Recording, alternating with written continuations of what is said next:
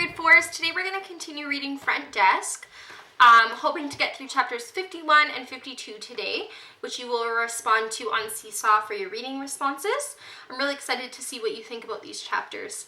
Like last time, I'm reading this book with permission from both Kelly Yang, our author, and Scholastic, and the video will just be staying up for a couple of months. Let's get started. Chapter 51. I hopped and skipped over to the Topaz Inn the next afternoon to tell the security guard the good news. "You can rip up that ridiculous list of yours," I told him. But he just shrugged. "Better safe than sorry," he said. "But I just told you, Hank didn't do it. Neither did Mrs. Robinson or any of the other black customers. Mr. Lorenz did it. He's the one you should put on your list." No matter what I said, though, the crazy security guard refused to get rid of his list. He kept saying, "It's a free country. I can do whatever I want." I wanted to shake him and say, "You're not getting it. That's not what free means. Free means innocent until proven guilty, not guilty no matter how innocent." I stormed back to the Cala Vista. Hank was in the parking lot chatting with the other customers. As soon as he saw my face, he asked, "What's wrong?" He followed me inside the front office and I told him what had happened. "What do we do?" I asked him. Hank didn't say anything for a long time. And then he reached across the front desk and grabbed a blank piece of paper. "Do what you do best," he said, putting the paper in front of me. "Will you help me?" I asked. Hank nodded. "Sure," he said. That afternoon we worked together on the letter. I wrote most of it, but Hank helped me with certain key words, like discriminatory, a word that I didn't know before.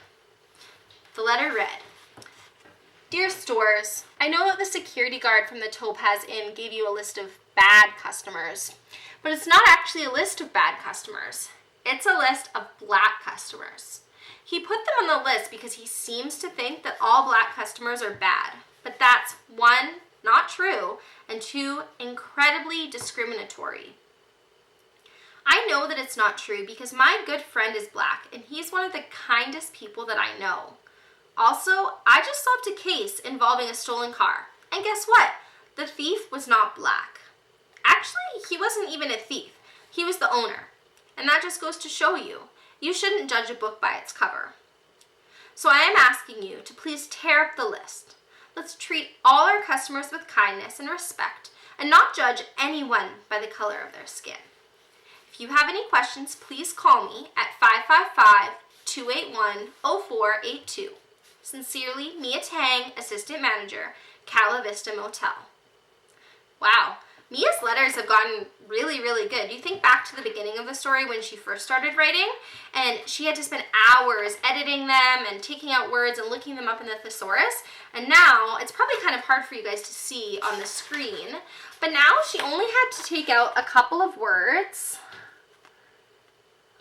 It's not focusing. Sorry, guys. She only had to take out a couple of words, and really, she just sounds really, really good. I guess it's all that practice. I was very proud of our little letter, and so was Hank. Hank said, I hit the issue on the nose, which made me smile. I wrote out 10 copies of the letter by hand, and I went door to door to all the shops on our street. At most stores, the person inside barely looked at my letter, just put it aside, saying that they'd read it later. But then, back at the motel, my phone started ringing. First, the man from the liquor store called up. "Darn right you shouldn't judge a customer by the way they look. I mean, heck, if I judged all my customers by the way they look, I'd be out of business. Half my customers can't even walk straight," he said. I ticked yes next to liquor store in my notebook. The guy at the convenience store on our street called up next. His voice shook as he spoke. "I came over from the Philippines 7 years ago," said Mr. Abian. "I'd forgotten what it's like to be judged. I'm ripping that list up right now." That was a yes for the convenience store. The laundromat called up next. "I never used his silly list anyway. Clothes are clothes. Doesn't matter to me who they are on," said Mr. Bagwati. Yes for laundromat. 8 yeses later, it was just down to the 2 other motels, Lagoon Motel and the Topaz Inn. I knew that Topaz Inn was out, but Lagoon Motel I still had a shot at. I grabbed my letter and headed over there again. The manager was an old guy with a raspy voice. He frowned when he saw me. "What do you want?" he asked. "Did you read my letter?" I asked. "Yeah, I read your letter," he said. "And?" "I don't know," he said. "Don't get me wrong, kid. I get where you're coming from, but you and I both know that every time we push that buzzer, we're judging someone based on the way they look. I mean, it's not like we're judging them based on their personality or how they eat a fig. We're making a quick 10-second decision based on what they look like," he said. "But that's different," I said. How is it different?" "Well, it's not based on their skin color," I said. "It's based on other things, like are they walking funny, which probably means that they're drunk? Are they pounding on the front door, or are they knocking politely? Yeah, but if you think about it," I could tell he was one of those people who love to argue, and we were going to be there all day, so I just decided to cut to the chase. "Look, I've got 7 shops who've agreed not to follow the list, plus us. If you join us, great. If you don't join us, I'm going to write a letter to the mayor's office." "Gosh darn it, kid," he harumphed, throwing his arms in the air. "You and your letters!" "Are you in or are you out?" I asked him firmly. There was a long pause. "Fine, I'm in," he said finally. In the end, even Topaz Inn caved too. I told our towel and sheet supplier, who also happened to be their supplier, and I'm going to reread that part because I got a little confused. In the end, even the Topaz Inn caved. I told our towel and sheet supplier, who also happened to be their supplier and was African American. Once he heard about the list, he marched over to the Topaz Inn and threw a fit, threatening to stop selling them supplies unless they cut it out. Without a supplier for their towels and bedding, the Topaz Inn could not operate their business, so they had no choice but to get rid of their list. They apologized and blamed it all on their security guard, whom they promptly fired. As the security guard crawled by a day after the Topaz let him go, he hollered at me, "You happy now, kid? You cost me my job." I shook my head at him. From the way he was walking, I could tell that he'd been drinking. "We Chinese are supposed to look out for each other," he said. "Not if you're being racist." "My life's been ruined because of you." I turned my back to him, but that just made him more mad. "Hey, I'm talking to you. Yeah, you. You're sitting there in your nice air-conditioned office. You think it's all fun and games, don't you?" "Well, guess what?" he slurred. "It's not. You have no idea what it's like for the rest of us. You don't know what it's like to be fired, to have no money and nowhere to go." That did it. "You have no idea what I know," I yelled back at him. "I've been getting fired since before you could read.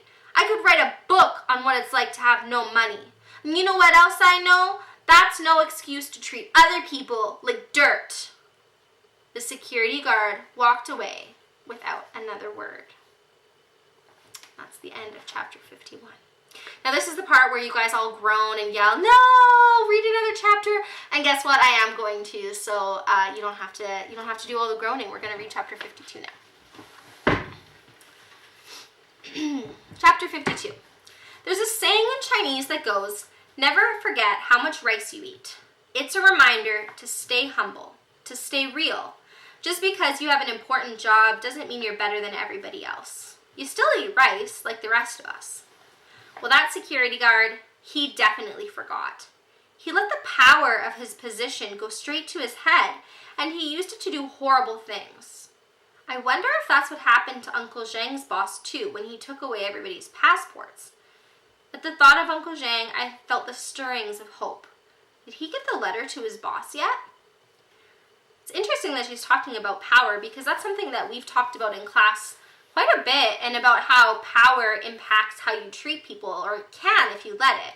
And often people who have the most power are the ones who do things that maybe aren't as nice as they should be, and they're treating people poorly because they have the power to do so. And the people who are being treated poorly don't have enough power to do anything about it.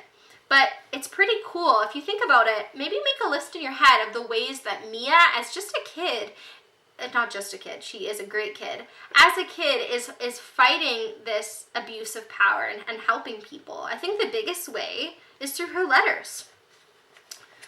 Let's see if he brought his letter to his boss yet. Uncle Zhang called us on a payphone 2 days later.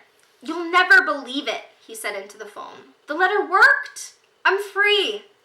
He told us that when he showed his employer my letter, the guy freaked out. He couldn't believe that my uncle had found an attorney, or at least someone who was able to write good enough English to help him. He got really scared and immediately gave him back his papers. And not only that, he gave all the other workers back their papers too. It was the most incredible feeling ever, knowing that something that I wrote actually changed someone's life. I cheered and congratulated him. My eyes slid to the closet where the printout of the essay contest lay.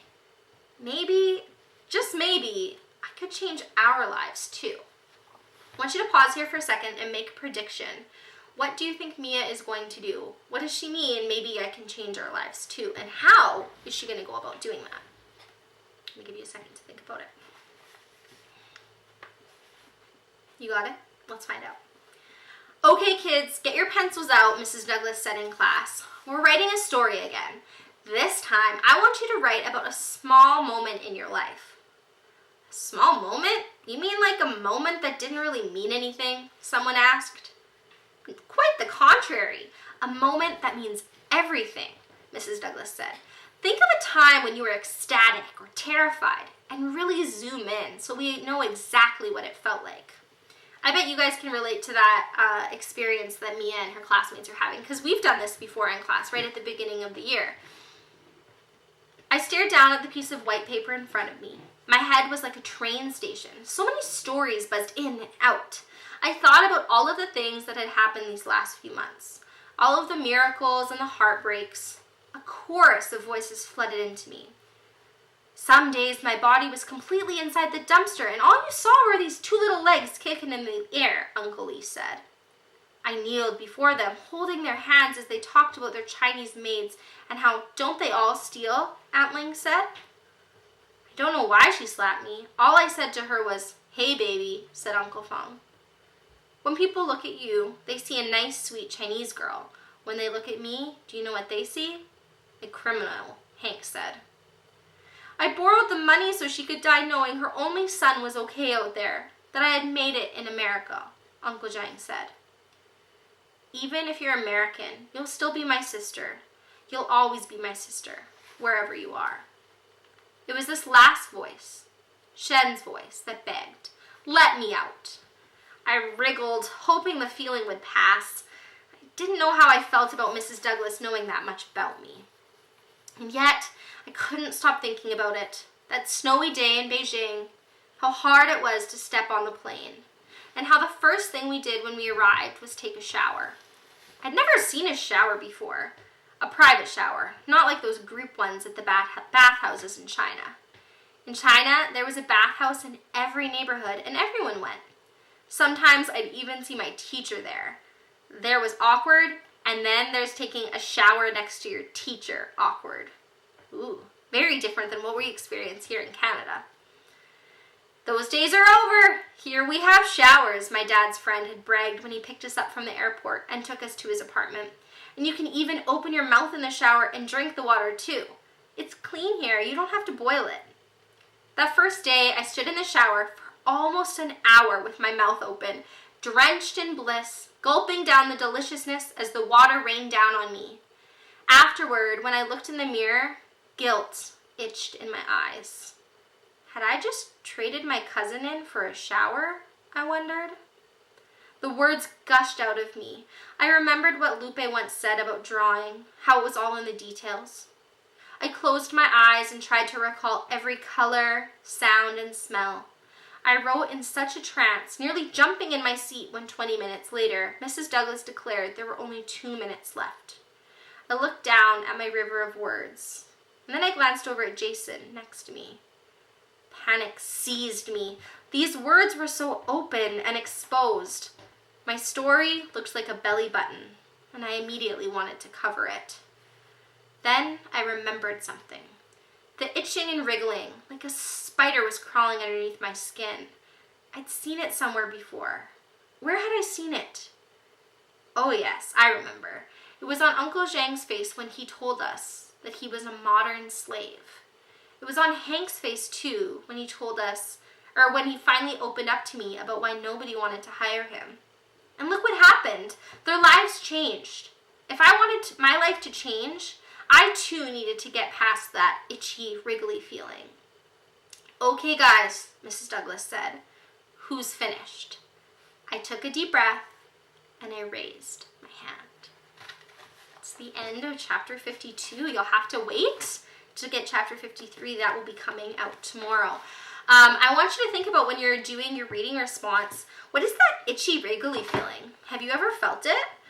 The examples she gives when she's felt it before are, she saw it on her uncle's face when he shared about the struggles he's been through. And she saw it in Hank when he opened up to her. And then she felt it in herself before she wrote this story down. I wonder if you can name that feeling. Think about, have you felt it? And does it have a name? And what is happening that is making her feel this way? Is it a good feeling, an uncomfortable feeling? I'm not sure. I want to see what you guys think about that. I hope you enjoyed those 2 chapters, and I will see you later this week with some more. Bye!